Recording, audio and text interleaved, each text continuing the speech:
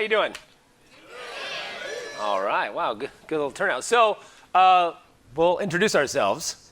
Good afternoon, everybody. My name is Leighann Lord. It is a pleasure to be here for and with Skeptrack. I am Ian Harris as well, and we are Leighann and I are both comedians and skeptics and all of that, and we have done DragonCon now for several years, doing stand-up comedy and on other panels and that sort of thing. But we decided we were doing this today. We at least I know I get asked all the time where the line is in comedy. Is there a line in comedy? What is okay to ridicule? What is not okay to ridicule? What is okay to make fun of? Or even what subjects are there subjects that you can never talk on, even if you are doing them positively? We get a lot of these questions. And I know I get it because I'm a skeptic and my comedy is mostly skeptic based. But I still do regular shows at regular clubs, as does Leighann. And people go, well, how does that work if you're doing, if I'm doing 20 minutes on religion and I'm doing a comedy club in, Ohio somewhere, people go, do the club owners, are they okay with that? Are the audiences okay with that? And we see it all the time with people trying to push the envelope, Well, people are trying to push the envelope at the same time people are trying to close it, which Yes. is really difficult. Yes. It has gotten harder to do stand-up as it feels like people have become more sensitive or just more willing to be angry. Yeah. Yeah, it's like I find that there's less and less nuance allowed sometimes in the discussion. And it's oddly enough, like a week ago, so just right before this had been on the schedule for a while, but a week ago this came up with very famous comedian Dave Chappelle. You guys know who Dave Chappelle is? Yes. Dave Chappelle? Yes. Okay. He just did another Netflix special that came out last week, and there's a lot of controversy in it. It's called Sticks and Stones, and his goal was to try to offend people to see if people would get offended. That's the name of the special, and that was kind of the. I think it worked. Yes. Successful experiment. And he doubled down on some things that he had gotten heat from in the past. Like he's done a lot of jokes about a lot of groups, including like the LGBT community. Like he's done a bunch of jokes, and people got upset with some of it. So he, on this special, doubled down on all of those things. And some people think not in a negative way. Some people think in a really bad way. And he's gotten a lot of heat from it. Some people saying, again, that it's a great special. Other people saying it's the worst. There was 3 articles about don't even watch it, it's not worth it. And it comes down to, for me, it's like, well, is it funny is number one as a comedian. Is it funny without being, you don't need to be purposely mean. And I don't think he was trying to be, although I think he's, in this case, a little behind the times. And I think that's really a little ignorance involved, which is, Well, full disclaimer, I don't have Netflix or a friend with a Netflix password. Hint, hint.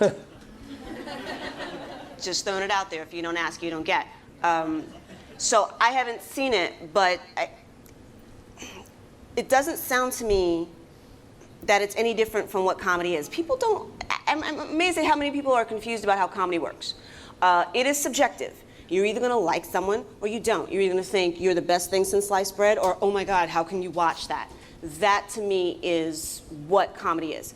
And then, I don't know about you, but I'll get invited to do shows and people will have a list of things you can't say or words you shouldn't use. And I'm like, have you seen stand-up comedy right. before? It's like you invite the tiger to dinner and then don't want to get bit. Not that we would be, I know that I'm not intentionally I'm not an attack comic at all. It's never my intention to trying to be super edgy or anything. No, I'm not super edgy, at all. Well, depending on how you define edgy. Right. I think my bit about Hella last night was pretty good. No kidding, another show. But tonight at 10 o'clock. Tonight at 10 o'clock, we have another show. But I think, so for me, I feel like there is there's also a strange fuzzy line. Like you say, it's subjective. But when someone says I'm offended by something, that's on you, to be quite honest with you. You take the offense, right? You honestly, there's almost nothing that can offend me because I've been doing comedy almost 30 years. And what? Hold my beer, son. Yeah, right. Exactly. It's a challenge. Bring it. Wait a minute. No, you know and this reminds me of Janine Garofalo was on Real Time with Bill Maher a few years back. Do you guys remember when Seth MacFarlane hosted the Oscars? Yeah. Yes. Mm-mm. And he did a musical number called "I Saw Your Boobs" or something like that. And it was supposed to be kind of funny where he was like, oh, and there's Meryl Streep, I've seen your boobs, and there's whatever. And he's like pointing out all the women that have done nude scenes. Oh. And it was supposed to be like, oh, you're this great actress, but I saw you naked, right? And some people thought it was pretty low and pretty lame, and some people thought it was, funny and kind of, just meant to be kind of silly. And they were having this discussion on Bill Maher, and they asked Janine Garofalo, like, what do you think about that? And she goes, if I had a kid, I certainly wouldn't let my kid watch that. And he goes, why not? She goes, oh, not about the boob thing. She goes, just, I don't let my kid watch bad comedy. She goes, I'm offended by the shitty writing. And I was like, yes, me too. That's a good answer. That's the kind of stuff that offends me. But I find that, what offends people is always different. Like if I think about this. If I'm an atheist doing atheist jokes and you're a Christian or a Muslim, you might be super offended and walk out. I've had that happen many times. And you might be on my side if you're super liberal. You might be loving all my jokes. If you're super conservative, you might get up and walk out. That's happened to me as well. I've had club owners tell me, right now, no Trump jokes. Yeah, you cannot. That is in some clubs. That is a thing. You cannot do Trump jokes because they don't want to piss off their audience. And because he already is one. It's the snowflake syndrome. The people that always call you the snowflakes are the first to get offended. But it's so the thing is, I think you're right. Like we had, I remember Daniel Tosh a few years ago had a pretty, what I wouldn't even call a joke. He was dealing with a heckler and he said something about rape. It was horrible. And it wasn't very funny. I wouldn't have gone, oh, wow, that was great, Daniel Tosh. But people were so upset about it. And I remember listening to it and thinking to myself, well, the lady was up at his show heckling him, yelling, and she said something about rape, and he responded with it, and everyone got really upset. But it's like, well, you're at this guy's show heckling, and you say something about that subject, and he threw it back at you, and it was really harsh. But the thing is, then just don't go watch Daniel Tosh at that point. Like, if you don't like him, you boycott him, you don't go, and I'm fine with that. If you don't like my comedy, don't come see me. I don't want you in the audience anyway, is the way I see it. Yeah, why are you poking the bear? Right. Why are you poking the person with the microphone? It's not going to end well for you. Right. And that's the thing, is that sometimes you get really harsh when you're confronted with a heckler, because as a comic, sometimes I know when to deal with that in a nice way, and I know this person's going to go away. And other times, if I don't deal with this right now in the harshest way possible, this person, it gives them license to fuck up my show. And they a lot of times think they're drunk and they think they're helping. You're never helping. And they're not. And sometimes the quickest thing is right to the groin. Boom, out. You got it, and you have to, like I said, go the harshest way possible. And it's not always pretty, but sometimes that's the only thing to do. Otherwise, the other 300 people in the room have a shitty show that they paid for because they got to listen to this guy who's drunk yelling at the comic. But I think the biggest thing for me, the reason it always comes up with me, is not that I don't really do, again, like you're saying, what's edgy. I don't do toilet humor. I don't do but I get all the time censored by comedy clubs. Yeah. I don't want you to do this. We don't want you to do this. None of this talk. And I'm like, well, then don't hire me, first of all. Yeah. But also, it's this subjectivity of what is it that's edgy and what is it that's. I'm always intrigued when someone asks for a clean comedy show or they ask you not to curse because they think that's dirty, and I'm like, I can offend you in 60 minutes without cursing. Yes. So it's not just words, and I also don't understand the aversion that adults have to adult words. I was actually just teaching a comedy class, and we were talking about language, and again, first and foremost, it has to be funny. It is best to write so well that you don't need the curse. You know, that we have a depth and breadth of the English language where you can do that. But sometimes there's just that one word that's the only word that's going to work. You know, you don't stub your toe in the middle of the night and go, oh gosh. Right.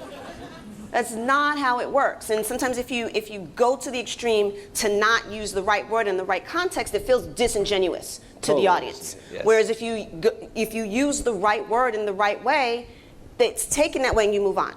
I think it's the overusage that's why people Right. tell you or ask you. But it also has to do, though, I think, with who you are, because when I watch someone like Richard Pryor uses motherfucker like a comma. But I don't hear motherfucker, I hear a comma. But it's him. Right, that's how he talks. Right. So I don't consider that dirty. I hear him, and just how Richard Pryor talks. So I expect that. Now, that's not the same thing as doing toilet humor. Right? That actually happened to me one time. I was at a show in somewhere outside Vegas or something, a casino show, and they said, oh, we need you to keep it clean. And I don't do any. Vegas? No, it was outside. It was a casino, but it was a lot of old people, and this is several years ago. But I think it was just the owner, the booker's room. Can we just pause? Because old people have been dirty longer than we've been dirty. Exactly. So I don't understand They what never we're care. protecting them from. Right, I know. It's always that. Come on. But the funny thing is, so I went up and at the end of I didn't do anything dirty. Nothing was toilet humor. And at the end of the night, the guy I did this bit about. I have a friend of mine who we were working together, and we used to do this bit for fun. And we came up on stage, and we do this whole thing about the word shit and how the word shit has all these uses other than shit. And we do this entire 10-minute thing about using shit in every possible way other than shit. And it's a really funny bit. And we say shit like 1,000 times, but all we're saying is shit, and we're not talking about feces. We're talking about, this shit and that shit and whatever. And we get off stage, and the guy comes over to me like super angry. I told you to keep it clean. I'm like, I was completely clean. He goes, you guys said shit 1,000 times. I go, oh, it's the words. I'm sorry. So the next night, I opened with something with not a single swear word, but it was the most vile thing I could come up with. It involved sex and nuns and things like that, and didn't do it. And I got off stage, and he was so fucking angry with me. I told you again. He was so angry. I go, I didn't swear. I didn't say poo-poo today. What are you talking about? What was that thing? And I'm like, you got to define your terms, bro. What's dirty? Is it the oral sex with the nun, or is it the shit? Which one's dirty? Because I don't fucking know what's in your damn brain. Wow. But I think the point is, like, for me, is as a comedian, first and foremost, to be funny. First and foremost. But I also like to have a point with my comedy. Like, I want to try to have people go, oh, that was interesting. Oh, I learned a new fact. Or have people walk away going, oh, I never thought about that. I've had people multiple times go, hey, that joke you did about whatever, about alternative medicine, are you sure about that? And I go, I'm pretty sure I wouldn't have done the joke. And they go, I'm going to go read. I get that sometimes. I'm going to go read. I'm like, yeah, you go read a book. That's great. Thank you. Go read a book. Yes. I like that as much as the fact that they laughed their ass off and they walk away going, I'm going to go read a book. I actually prefer that my audience read the syllabus before the show. Before the show. You're like, did you not get it on your Because I think it'll be a richer experience. But the thing is that, to me, it's comedy and art in general. It's not just comedy. Art can be offensive. Sometimes there's art that's just meant to be offensive, and that is the art. Music, every generation has its music that's going to corrupt the youth and cause us to murder and do all these horrible things. It's the video game. Yes, the video game. And I think that, to me, it's more about if you're not being provocative in some level, then you're really kind of not doing your job as an artist. Like, this is how we get ideas across. And like, I feel comedy is like such a great way to get ideas across, because people don't come, not that I want to be up here and lecture you guys for an hour during my stand-up set. I mean, now this is the lecture. This is the lecture, yes. Yeah, the show's at 10. But I think, like, if you come to my show or any show, your defenses are down, you're there to laugh, you're having a good time. And if I sneak in a little bit of a little something that makes you go, that's interesting, that's the time to do it. We're not confrontational. Only one person gets to talk, which is Ideally. nice. Ideally, yes. But it's a really great way. Like I said, music.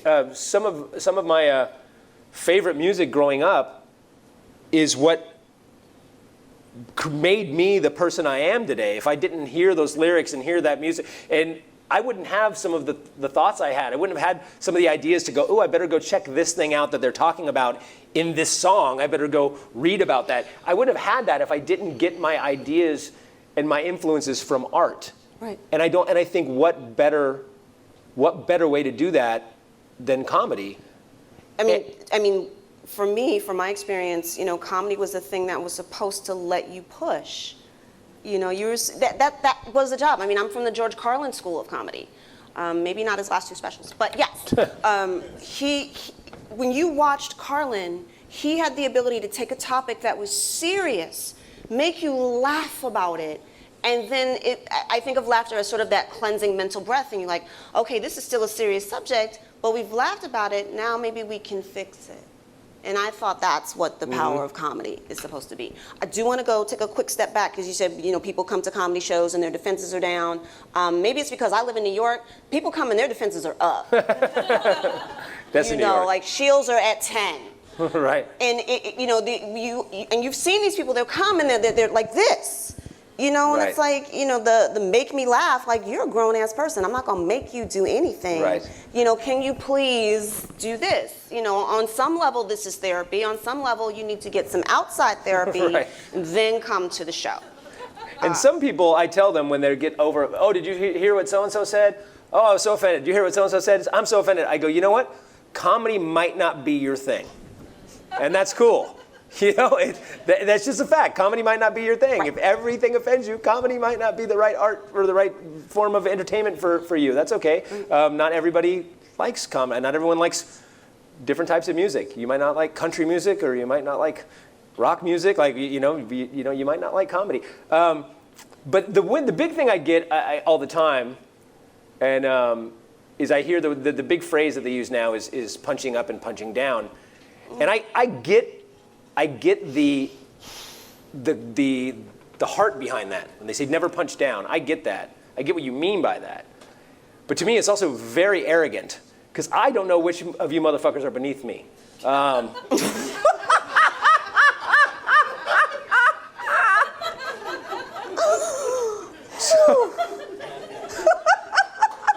I assume everyone's beneath me, but then what can I joke about? That's not fair. I'm a cis hetero white male. What am I gonna be like? Pie's nice. Like, what the fuck am I gonna talk about? Shit, I got nothing. But it's weird because every group thing. Seriously, if I go up and I talk about atheism or being an atheist, I have Christians, the most Understanding? Yes, the most oppressed group in history. Oh, very oppressed. Yes. Who say I'm punching down because I'm like, well, yes, of course, atheism is a superior position, but but it seems just like a weird. But you get into this weird Olympics of like, wait, okay, so you're a black female. Where are you on the like? I'm the white hetero dude. Like, where am I? I don't fucking know what punching up and punching down is. Right, because now we get into economics in class, and it's a whole right, thing. Exactly. Excuse me, you in the front row. How much do you make a year? Good. You're my fucking target. Like, I don't know. You make more than me. Great. We got to check credit scores before the show. Exactly. It's just an odd concept. I do get the heart of it, though, but I also don't think most comedians aren't out there trying to make fun of, like, even the Dave Chappelle thing. Like, people were so upset. Oh, he talked about, gay people and trans people, and yeah, and some of it was not funny, and some of it was pretty lame.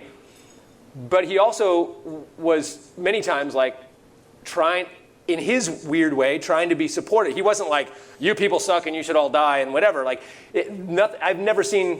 rarely have I seen a comedian go after groups that are, vulnerable like that, like go up and make fun of somebody who's like mentally disabled or something and handicapped, and go after them for that reason. I've never seen that. I mean, I'm sure it's happened somewhere. You need to come to New York more. Okay, there you go. And that to me, again, because it goes back to rule number one, is it funny? Is it funny? And that's never going to be funny, in my opinion. And I think that's the biggest thing is when people say punching up, punching down, whatever. Is it where is the humor in that? Right. You know? Many years ago. Do you know Tony Hendra? Do you know his book? I'm trying to remember the title of it. I think it's called Punchlines, and it's quite a weighty tome about comedy and about the science of comedy, and understanding that there is always a victim, or so to speak. I'm not sure if I'm paraphrasing him correctly, but there is always a target. Something or someone or some group is being talked about. Yes. And the closer that is to you, the less funny it's going to be. So I would think in a regular length show, let's say 90 minutes, somebody's going to get their feelings hurt about something. But then I think it goes back to the intention of the comic. Is the person on stage trying to intentionally hurt you, or can you take a joke? Yeah, and that's absolutely its intention. But that's how, for me, language in general, it's not necessarily what words did I use, but what did I mean by those words? Right. What was I? And sometimes you have to ask, and sometimes you have to clarify. And which is exactly what we don't do. Right, and that's also the job of the person giving the whatever it is, the speech, the stand-up comedy, whatever. They also have to make sure that their intentions are well understood, I think. Otherwise, they're not doing their job as a comedian. Now, I share this. This is one of my favorite jokes. I always share this joke anytime I talk about comedy and people being offended. My favorite, I think most comedians, if you asked who the best comedians of all time are, you always get at least two of the same three over and over. Yeah. Like everybody says Richard Pryor, George Carlin. Like there's not even I mean, they may not be number 1 and 2, but they're in they're 2 and 3, or they're up there. Because we can't say Bill Cosby anymore. Thanks, Bill. Which is actually brings me to another point. Remind me about Bill Cosby, but Richard Pryor, to me, is the greatest comedian of all time. But a lot of people don't think of him as. They don't think of him as like he's not put up there with the great wordsmiths like the Dennis Millers or people who are those, and they also don't ever put him up as like necessarily a provocateur. Obviously in some ways he was, but. He did a joke, and we're talking 1971, 1973, that to me, I'm like, man, not only is this guy a great comedian to be able to pull this off in that community, but the balls he had to do this joke, black man, so we know that in 1973, we know that he's already walking on eggshells. We look at what Lenny Bruce got busted for not too many years earlier. A group that probably a lot of his supporters were probably fairly religious, right? Historically speaking.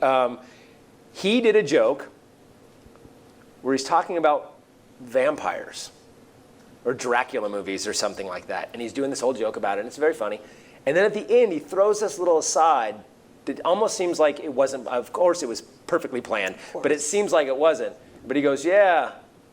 They say if you ever run across a vampire, what you got to do is you got to show him a cross. Because apparently vampires are allergic to bullshit. Which is a great way to put it, by the way, allergic to bullshit. But I was like, when I see that now, I'm like, wow. I've had times where people would walk out if I did a joke like that. And I'm like, that was Richard Pryor in the early 70s. Like that.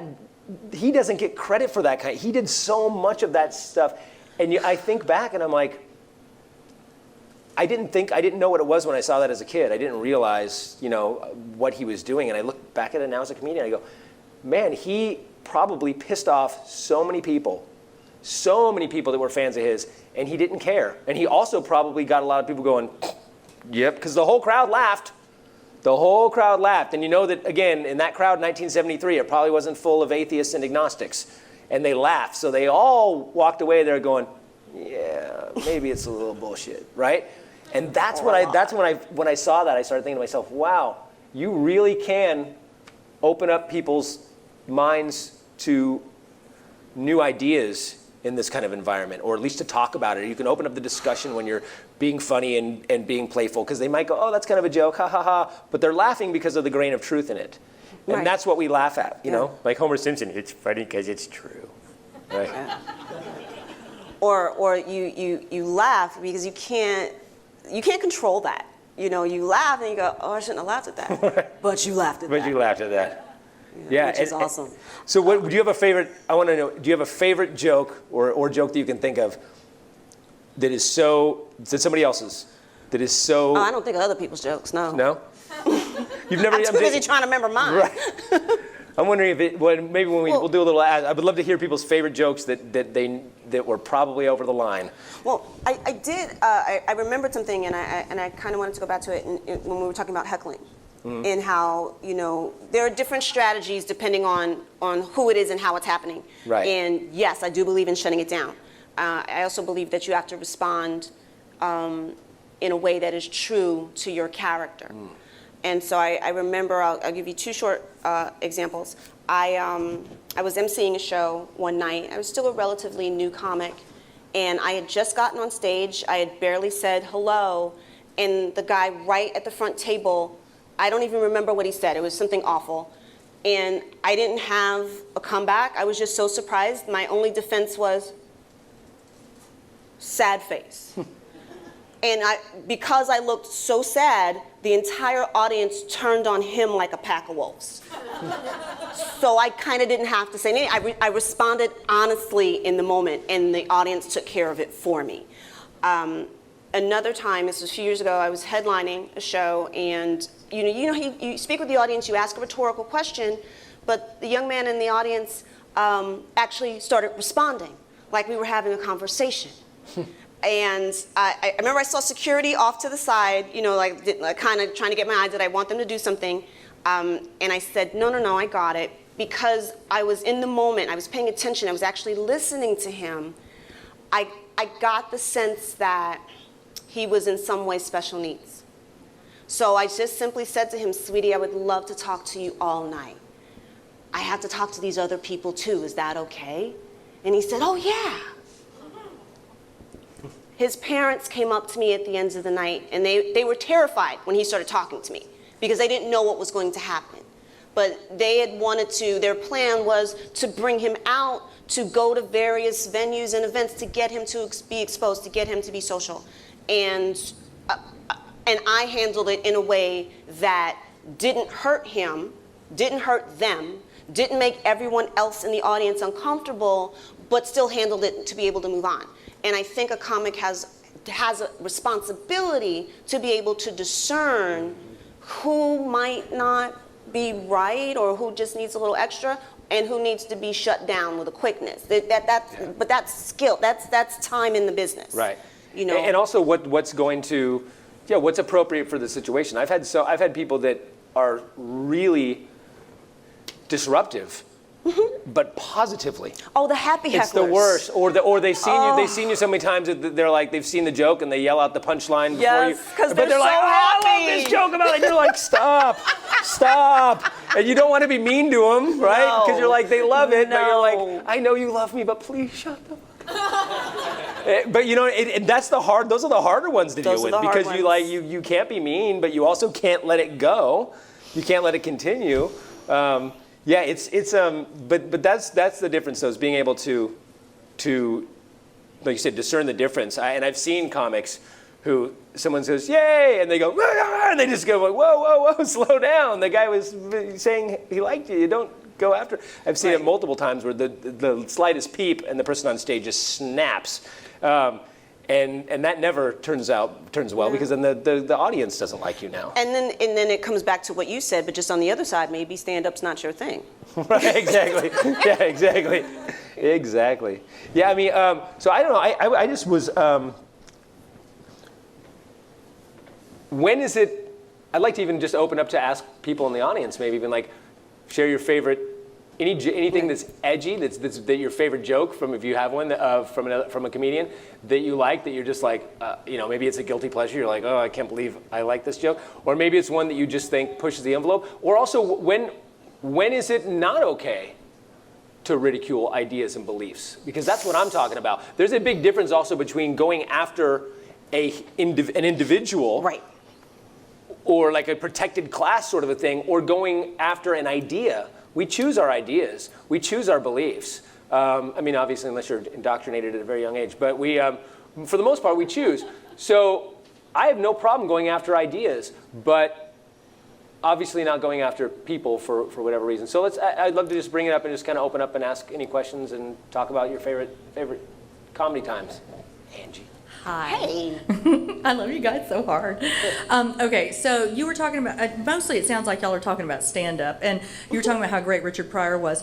Well, it made me think of Blazing Saddles, because he was one of the writers and loved Mongo. That was his favorite character. He didn't even write for Cleavon Little. Right. But the funniest joke that makes me laugh every time I see it, I don't care how many times I see it, is when Gene Wilder pulls Cleavon Little out from the rock, says, "Oh boys, look what I got here," and he says, "Hey, where are the white women at?" Oh. I fall over laughing every single time. I heard that last night at the bar. Where are all the white Where women the at? white women at? There's some green chicks, there's some blue chicks. Where the white women at? Where are the white women at? So do you think the same rules apply for scripted comedy versus a more flexible sort of in real time comedy?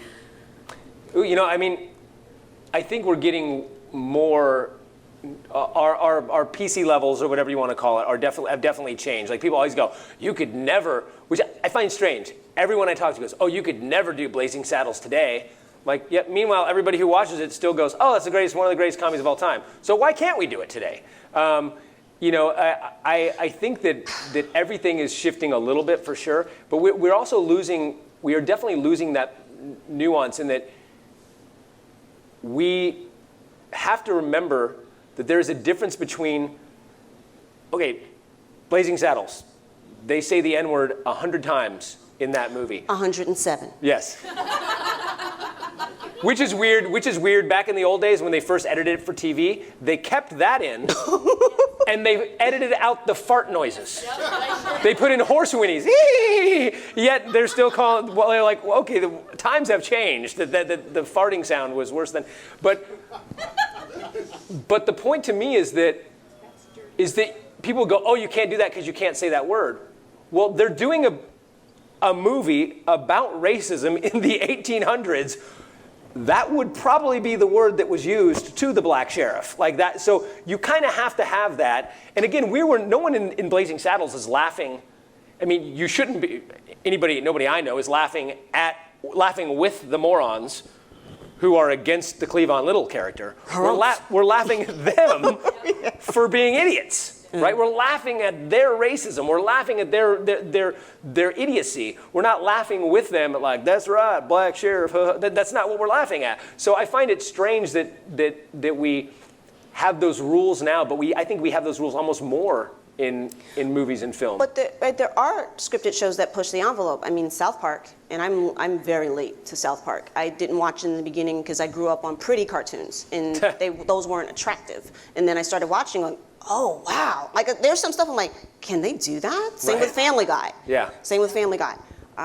So there are shows still pushing that. Good Omens. Yeah. Not as hardcore, but very funny. And I think that the funny thing is that we get when that happens. Those ones always end up being the shows that everybody likes and the movies that everybody likes. You know, I mean, Quentin Tarantino doesn't stop doing Quentin Tarantino, even though sometimes I'm like cringe at Quentin Tarantino. I still go watch every fucking Quentin Tarantino movie, and I still love every Quentin Tarantino movie, even though there's always at least one moment in the movie where I'm like, Jesus, Quentin, you can't do that anymore. You know, but I still will go watch a Quentin Tarantino movie. I'll watch Pulp Fiction 1,000 times over. It's a great movie. You know? If by Pulp Fiction you mean From Dusk Till Dawn, yeah. Okay. Yes. Well. We differ. I just watched the Salma Hayek from part on Dusk Till Dawn over and on Loop. Hello. All right. Earlier you mentioned Bill Cosby, and it made me remember how much I still love his special, The Himself. Yes. And those are still funny jokes. Are there any other comedians that are... It's not that their humor is no longer appropriate, it's that the comic is no longer appropriate. Do you find yourself having any friends in your profession? It's like, yeah, I know that guy. Oh, what's his name? Oh, Louis. Yeah, no, yeah. Louis C.K. Louis C.K. Yeah, I mean, well, the know, funny thing yeah. is Louis C.K. hasn't changed his behavior or his comedy, but we all just turned on Louis C.K. But the point is that, like, maybe people didn't know, but maybe the civilians don't know, but everyone knows, for the most part, how Louis C.K. He tells you on stage what he does. Like, so, and maybe people think, oh, that's just an act. But yeah, I mean, the world turned on Louis C.K. and the thing is, so now any joke he does, I think they look at it like, oh, is that? But he's always been doing those kind of jokes. I remember having a conversation with several female comics, not young ones, seasoned women, and we were all like, but he asked. He didn't just whip it out, he asked you. Like, wow, what a courtesy. We usually don't get asked. You walk in, there's penis.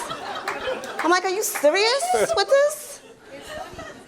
but that was actually the point I was going to bring up earlier when you mentioned Bill Cosby. I've had this conversation. I have a podcast with another comedian, Ty Barnett, and we had this conversation after the Michael Jackson documentary and after the R. Kelly thing, where we say, well, like, I'm not buying an R. Kelly album and I'm not giving the guy any money, but does that mean if a Michael Jackson song comes on the radio, do I need to change the channel?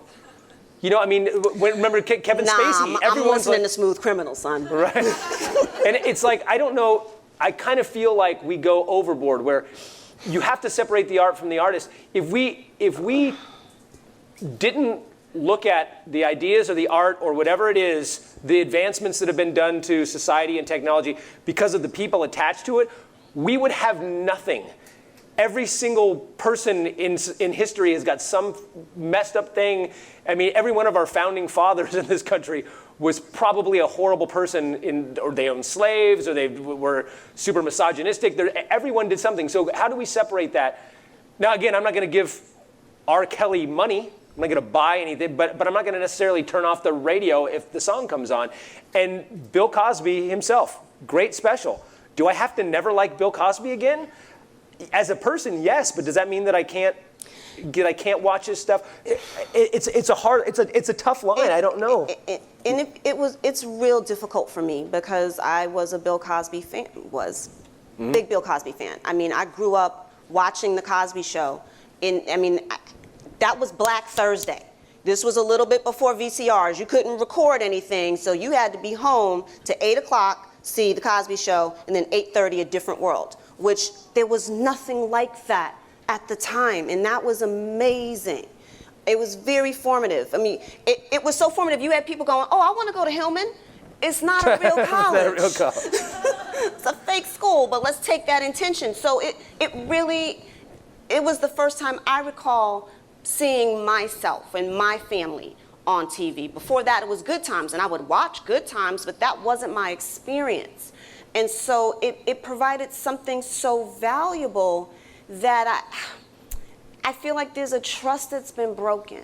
Yeah. And my heart's been broken a little bit. So while I still value that, it's like, oh, come on, man. Yeah. Because what he did, yeah. I mean, I'm not going to say it could have been me. Apparently, I wasn't cute enough.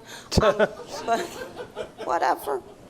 But it's funny. Chappelle actually did 2 specials ago. He did that joke about, and he got a lot of shit for it. But it was the closer about Bill Cosby, where he did a joke in the earlier part of his act about somebody he rapes, but he saves people or whatever, and then at the end it comes back, it's Bill Cosby, and it was like, and it was a joke about how Bill Cosby had lent his PA system to Martin Luther King for the famous "I Had a Dream" speech or something like that, and he's like, so he does this great thing, but and the whole joke about that exact thing, and it was a funny bit, but it's also cringing. You're in the seat going, "Oh, Dave, can you?" But it was a good bit, and it made sense. But to me is so. I watched one of my favorite movies is American Beauty.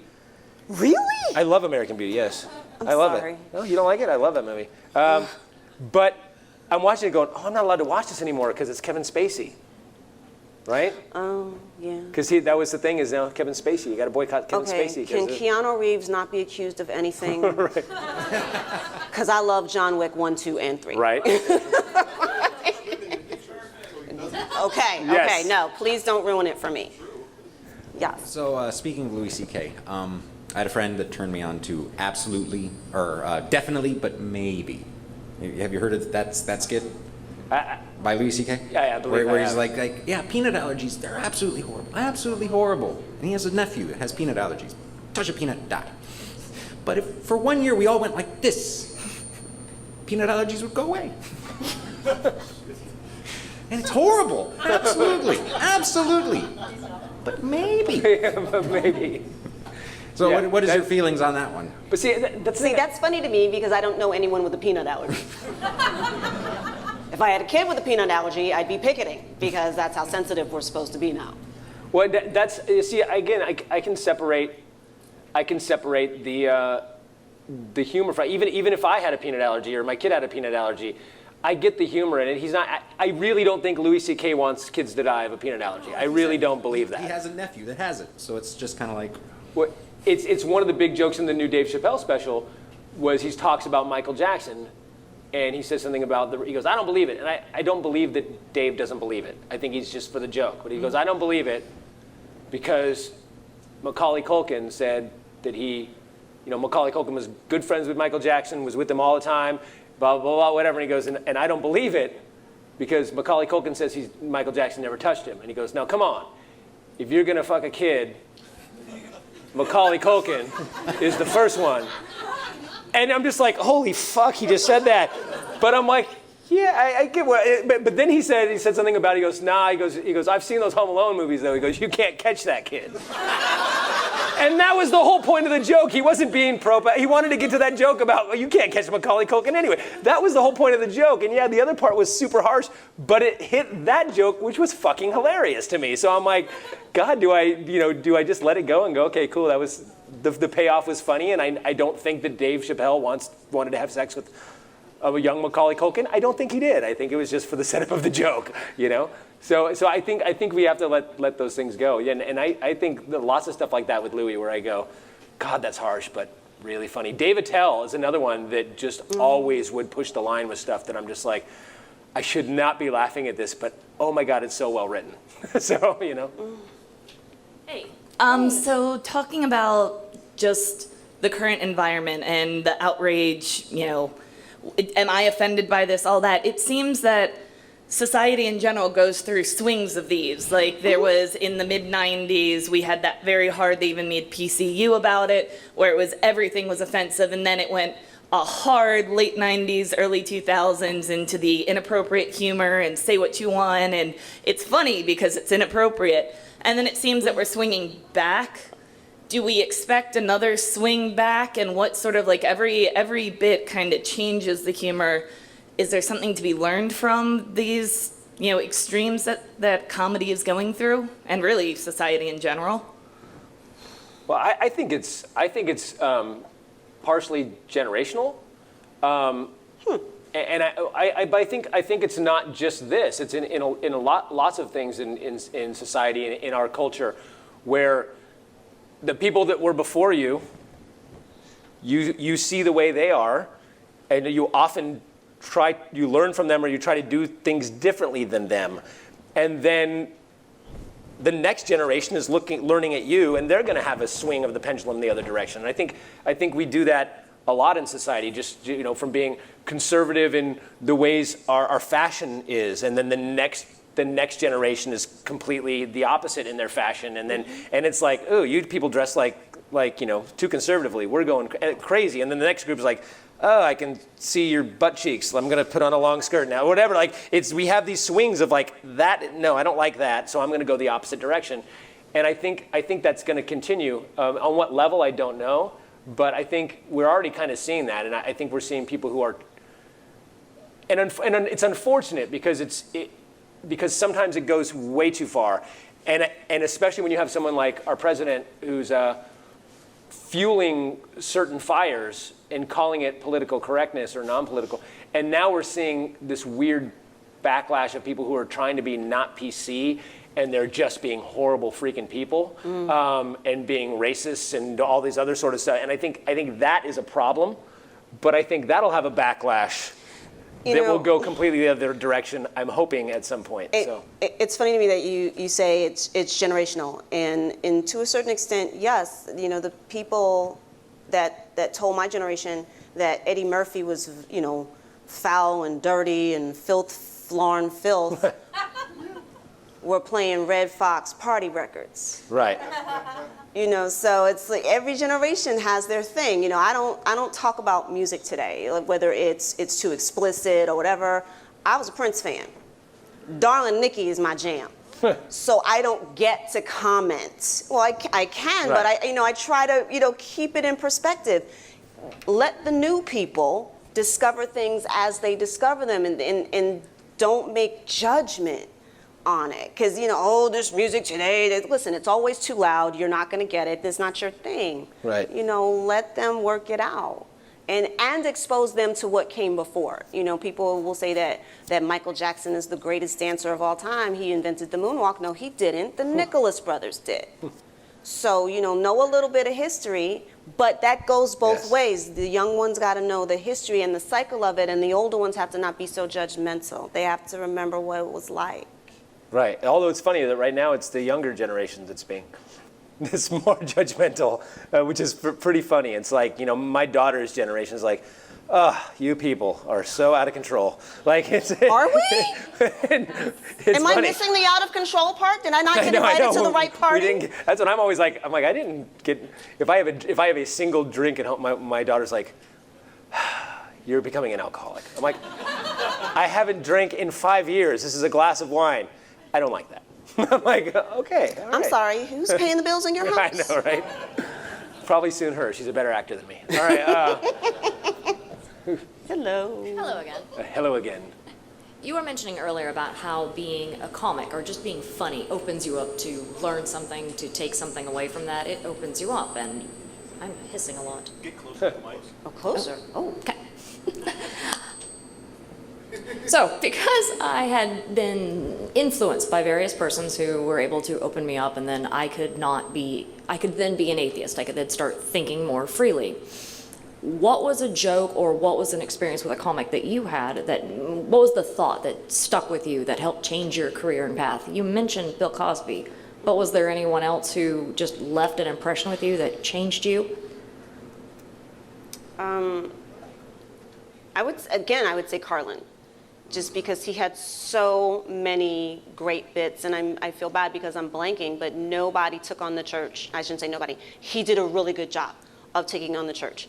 So did Bill Hicks. Yeah, Bill Hicks. Oh, Hicks was amazing. Thank you. And I didn't really discover him until I went to England, and they had a bunch of his CDs. And I started listening, and I'm like, oh my gosh, you could do this? You can joke about this? This is awesome. Yeah, I mean, I think, like I already said, for me, prior Carlin, I've always been considered myself, and I've always been an atheist, and I've always been pretty much a skeptic. So on that path, I didn't really, nobody opened me up to any sort of new ideas, but Richard opened me up to the idea as a comic that I can do this sort of stuff. And another one that unfortunately is like the saddest moment in my life is when Dennis Miller became a conservative. Because I just thought he got unfunny in general, but also I'm not conservative. But when Dennis Miller in the mid 80s, his first special to me is one of the most incredible specials I've ever seen in my life. And he opened up to me the fact that you could do smart humor and people would go along with it, even if they didn't get the reference, because he was so good at crafting a joke that it was multiple layers, and it was like everybody gets the base layer, some people get the mid-level, and then somebody else gets this completely obscure reference, right? And I was like, that's amazing that he could do that. And then the only other person I would say that I think is probably my opinion, it's Ricky Gervais's opinion too, but I think the greatest American comedian, or the greatest maybe comedian in the world in the last 25 years, in my opinion, is Doug Stanhope. That guy has done material that I just can't believe anyone gets away with. And everything has a point. It's super dirty. It's super inappropriate. It's all of those things that you go, that just make you cringe, but none of it's gratuitous. People always put him in as like a shock comic, but none of it's gratuitous. And especially he had a special in 2003, I think, called No Refunds, that from top to bottom, it's amazing. He's had some crappy ones because he puts out so much material. He's got like 10 specials. He's very prolific. But No Refunds, it takes on everything, religion and I mean and politics, everything, and it's all brilliant and it's all super edgy, but always makes a point. And you're like, whoa, I can't believe he did that. But, wow, that's why we should be better people, or whatever. It's like, that guy blows me away every time I see him. So I would say Doug Stanhope for sure. Hello. Hello. Hey. I wanted to ask you all. I'm sorry. I'm just loving your earrings from here. Thank you. Those are awesome, honey. Thank you. Thank you.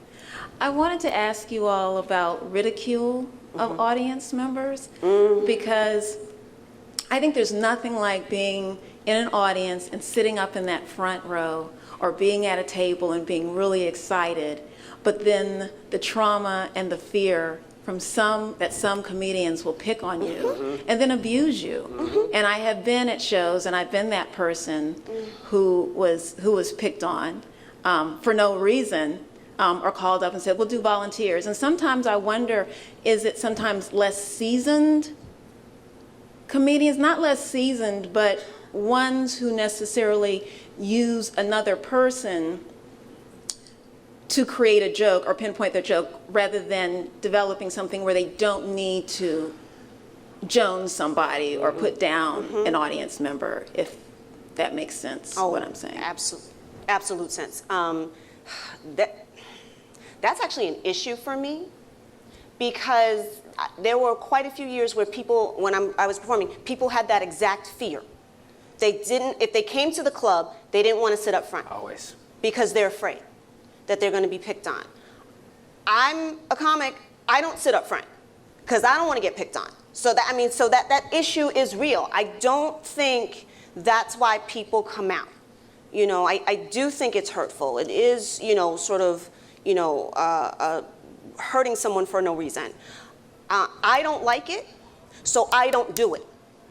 You know, when people come to my show, I want them to feel comfortable. If I talk to someone in the audience and they get that fear face, I will actually say, I'm really not trying to hurt you.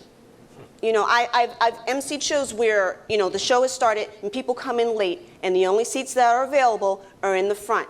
And it's in their whole body language that they're bracing because they feel they're about to be hurt. And I'm like, I will stop. And I will ask everybody in the audience, I said, have we been having a good time? And they say, yes. I said, have I hurt anybody's feelings? They say, no. I said, y'all come on in and sit down. Because if we keep ridiculing, what's going to happen is people are going to stop coming to shows.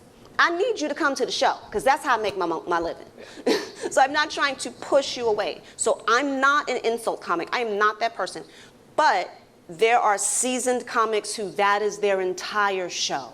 That's what they do. And Don Rickles, Lisa Lampanelli, yeah, Bobby Slayton. Yeah, that they will, I'm trying to remember his name, D.L. Hughley. I remember doing a show with D.L. and the first 45 minutes he had material, but his audience understood that his thing was to go into the crowd and ridicule, and they wanted it, which is, that's not my show. You kind of have to know what style of comedy you like, right, and who does what. Now, you don't always know, but I'm with you. I don't like it. Yeah, I don't go into the audience almost ever because A, it's not my style, but I don't like inviting. She knows I'm OCD beyond belief when it comes to the words and the things I say in my act. Like any of my friends that work with me, my friend Ty is always like, dude, sit in the hotel room for 3 hours going, should this joke go here? Should this joke go here? What if I use this word instead of that word? And he's like, dude, just go do comedy. I'm like, no, I need to know which word is better between these two words. So if I'm all of a sudden talking to some in the audience, they're panic attack. There goes, I don't like doing it. I'll do it if I have to, but I'm always telling everybody, come up front, because I'm not going to talk to you unless you talk to me first. But there are also people, though, that there's some really great comedians. Bobby Slayton, his stuff's a little old and tired and hacked because he's been doing it forever. But he's a master at, his whole thing is not even insult comedy, but he does stuff that's very specific. Like, it's the black guy, and the Jewish guy, and this whole act is that. Oh, look at this lady, and whatever. But the funny thing about it is that it's the same material. You think that he's talking about you, but I've worked with him so many times that I've seen him do these jokes, and it's masterful when you see it, because even though some of the jokes are like, okay, that's like that's 1986, dude. Let's do, we can't do that anymore. he's really good at it, but he does this stuff where he must have a branch, a tree branch, because I saw him one night in San Francisco at the Punchline, you know, and he'll find somebody, and he did all of his jokes about, you know, whatever that group is. He finds the guy and he goes, hey, where are you from? What do you do? And he'll start talking to the guy. Yeah. And I saw him one night. He said to the lady up front, he goes, let me ask. He was Asian. He goes, are you Chinese? And she goes, yeah. He goes, see, I'm really good with this. A lot of people can't tell where people are from. I can tell where anybody's from by looking at them. You know, a Chinese does. And she goes, yeah. And he goes off on this bit about how good he is at telling people from whatever. The next night he does that, and he goes to the person in front. It was a guy, and he goes, are you Chinese? And he goes, no. The guy goes, you Japanese? He goes, no. He goes, from Vietnam? He goes, no. He's like, where are you from? And the guy was like, yeah, I don't know where the guy was from. And he's like, see, I can never tell. And he went a completely different direction, and it was fucking great. But it seemed like it was all right off the cuff. But then I saw him do it again, and it was like, oh, wherever this went, it just gets him to his joke and makes you feel like you're part of it. But sometimes the person starts coming back, and then it's attack mode. But I'm kind of like, you invited it, dude. Yeah. Like, he invites it. And it's like, so I get, like, I wouldn't sit up front for his show because it might be really great, and it might turn into a confrontation depending on how you react as the audience member for that person.